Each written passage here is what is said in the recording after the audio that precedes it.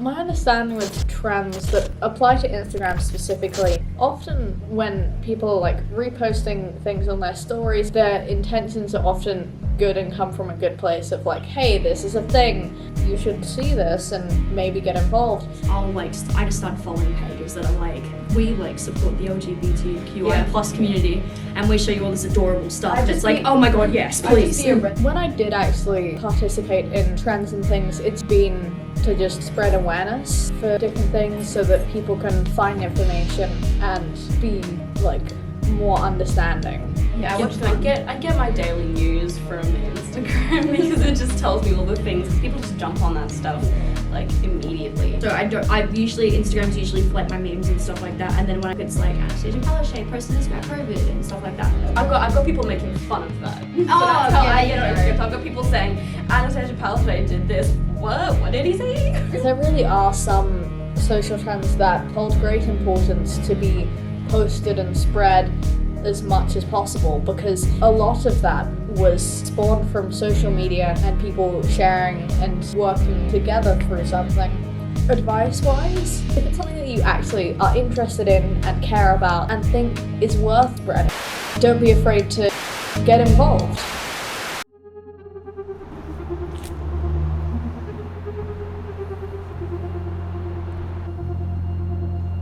Within Instagram stories, I know that there's a lot of trends when it comes to sharing and messaging other people's stories around, and there's a lot of trends with, you know, trying to be popular with stories. When it comes to social trends, I don't really see the point. People's intentions are often to gather likes or to, you know, boost up their numbers, and I feel like that's a very disingenuous motivation. I gotta be honest, one of the great wonders of the world is how some people are able to post like 80 things on their story in less than 24 hours, and I'm like, I just don't know how they have the time and like what they're it doing. just keeps going. Probably holding their phone up the entire time, which, you know, It's like, each to their own. I don't know, sometimes it's just nice to like put the phone. I think trends where it's tearing other people down or, you know, negative talk, I think that's really unnecessary. Especially with like the Black Lives Matter thing, like last year, it was like the Black Tuesday, posting like black squares on your Instagram, and it was like people were saying like if you didn't post this, then like you were like racist and all that kind of thing, and so you feel like socially obligated to post it. I know that there are a lot of people who do feel forced, feel like they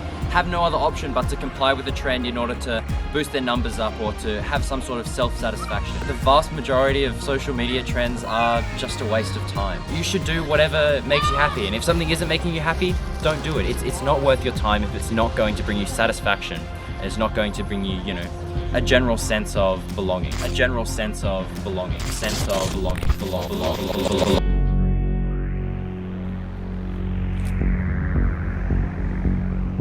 My perspective of social trend is that there's a negative and positive side to each coin. It can be manipulative, it can create a false sense of being left out or inclusion, but simultaneously, particularly when it comes to rallying for a cause, using social media can be extremely important. Based on what those two videos were saying, what Mitchell is saying about being coerced into partaking in a trend, that's definitely true, but based on what I see from Instagram, perspective is much more relevant today, and I actually think that Mitchell's is really outdated because I haven't seen like a trend in a long time. In terms of trends, if the trend is just like, oh, repost this if you're friends with me and that kind of thing, that kind of trend, that's ridiculous. But then in terms of trends specifically, I know that Instagram has started, like there's like a thing that everyone does and they do their own sort of spin on it. So in that sense, yeah, definitely, it can just be enjoyable and fun.